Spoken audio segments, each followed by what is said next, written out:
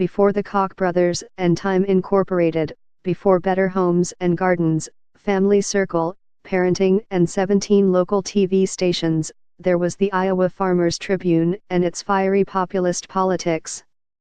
Meredith Corp., the Des Moines-based media giant known for its family-friendly publications and local TV outlets, made headlines this week when it announced that it was buying Time for $2.8 billion with an infusion of $650 million from the private equity fund of the conservative Koch brothers, Charles and David.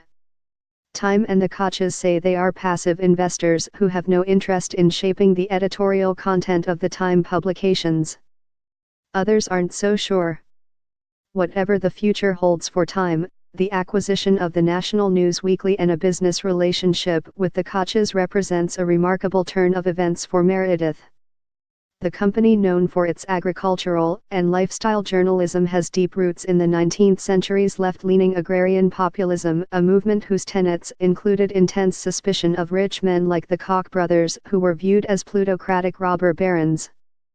While some people are clucking over the potential for the Koch brothers to insert themselves into the editorial decisions of Time magazine editors, those of us who are familiar with the origins of Meredith Corp.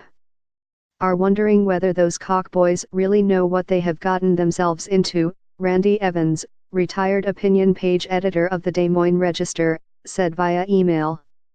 The Meredith family gravitated to publishing in the early 1890s as the populist uprising swept across the Midwest and South.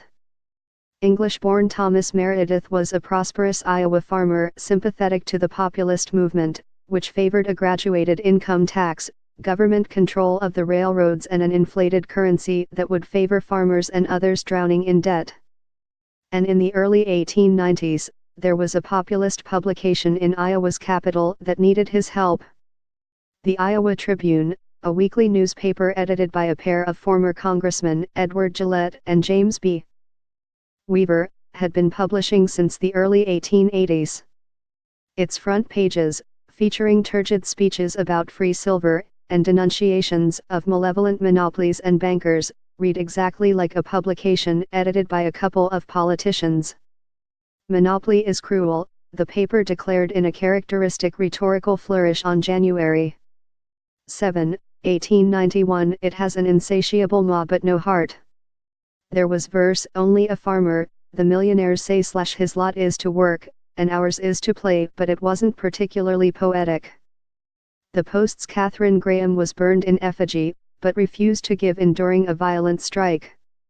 Under Weaver and Gillette, the Tribune took on anything and everything that seemed to be not in harmony with high ideals of civic duty, one Iowa editor recalled. But it didn't make money. Its editors admitted as much with a plaintive front-page plea in August 1891. The Reform Press has been and must continue to be the chief instrument in educating the people, the Tribune declared. The Tribune urged populists and their allies to aid the struggling Reform Press and refuse further sustenance to the enemy.